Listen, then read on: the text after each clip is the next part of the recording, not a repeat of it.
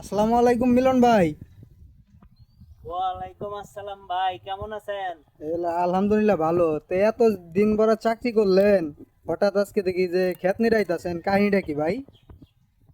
কে ভাই, চাকরি করলে কি খেত খামার নিরান যাবো না? হ্যাঁ, এটা কোন হাদিসে লেখা আছে? হ্যাঁ, কথা বলেন না কে বলেন, কোন হাদিসে লেখা আছে? এতদিন ভরা চাকরি করছেন, আপনার তো পালসার গাড়ি নিয়ে ঘোরা উচিত ছিল এতদিন, কিন্তু আরে আপনি ভাই, আপনার কথা ঠিক আছে, কারণ একটা কথা মনে রাখেন ভাই, মানুষের যদি টাকা পয়সা হয়, মানুষ অতীতের সবকিছু ভুলে যায়। ঠিক আছে, মানুষের যদি টাকা পয়সা হয়, মানুষের অতীতের সবকিছু ভুলে যায়, কিন্তু ওই ধরনের মানুষ আমি না ভাই।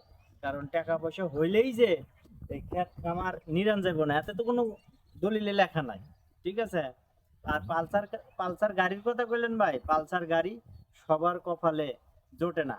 যাদের বাপের জমিদারি আছে তাদের পালসার গাড়ি আছে ভাই, আমাদের তো জমিদারি নাই, আমরা গরিব বুড়া মানুষ, চাকরি করছি, এখন ক্ষেত খামারে কাজ করে খাবো। দোয়া করবেন যাতে সারা জীবন এইভাবেই জীবনটা কাটাইতে পারি, বুঝছেন ভাই? আর পারলে আপনিও মনে করেন যে এই কাজে যুক্ত হয়ে যান। এই ফসল দেয় আপনি আমি, পুরা পৃথিবী চলে, পুরা বাংলাদেশ চলে। ঠিক আছে। এই ফসল যদি কেউ আবাদ না করে, তাহলে মনে করেন যে সবাই না খাওয়া মারা যাবে। ঠিক আছে। তো ওনার এই পালসার গাড়ি এটা আসবে না। ঠিক আছে। সবাইকে ধন্যবাদ। আসসালামু আলাইকুম।